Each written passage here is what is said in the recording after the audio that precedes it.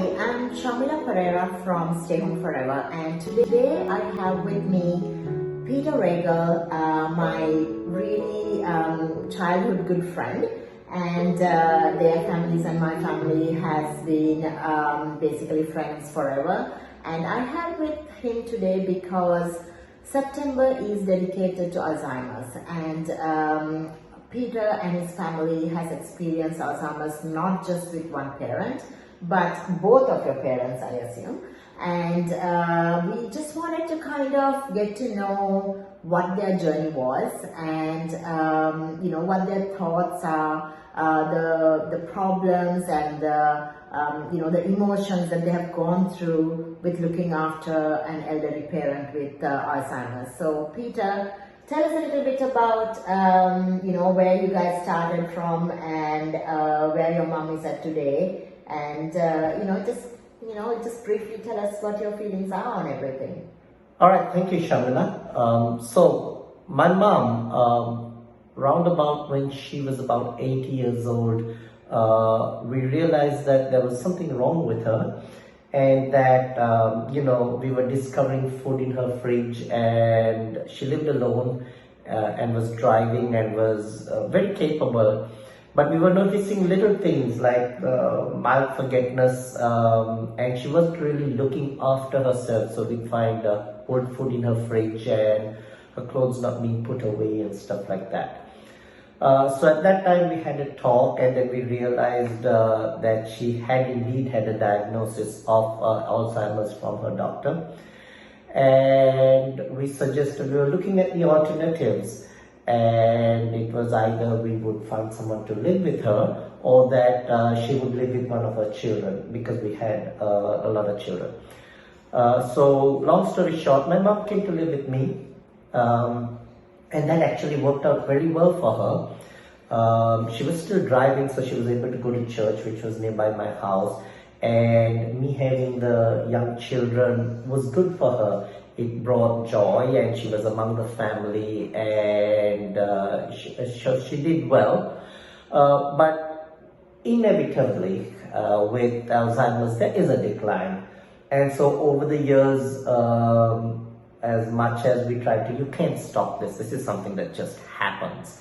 And she was declining, and then so we had to stop her driving, and then she was stuck in the home, and that even seemed to worsen the situation.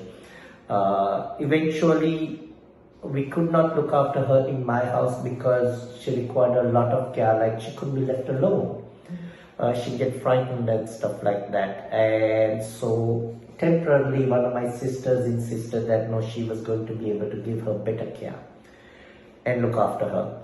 And so my sister took her, and at that time we even got someone to help my sister. We had caregivers coming in several times a week, so that my sister would get a break. But the toll just of the overnight looking after, and she was beginning to soil herself, and the care was getting a lot. And so at that time we decided that we needed a better solution. The children who were also getting old were no longer in a position to look after her. And so we had to put her in a home, long-term care home. It was a very emotional decision. It was very difficult to get consensus among the children, with different people insisting that they could look after her, and nobody really being able to, as we found out. So we had to put her in a home, and she's been there for the last 4 years. And it's got to the point where she does not recognize anyone anymore, which is kind of sad and emotional. So when we visit her, we are visiting her more for us than for her. That's our mom, and we remember her as a vibrant person, going out and stuff. But we go there and she doesn't know us. I remember because our family has been so friends for so long. She used to call all her grandchildren on the first day of school to wish them good luck for the school year, and she used to call my kids to wish them good luck. So it was like really a sad situation to see that. She was very involved, and the grandchildren, the older grandchildren remember her as vibrant, but even for mine, who are the youngest children, they're beginning to forget just how good grandma was. But that is a part of life, and we've had to learn to deal with it, and that's where we are now.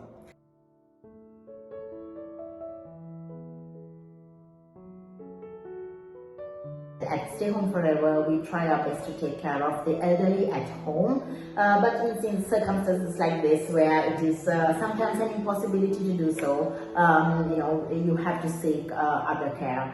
But we try our best to look after everybody at home. Well, thank you so much, Peter, for coming in today to talk to us about your mom, and I hope this story resonates with a lot of you.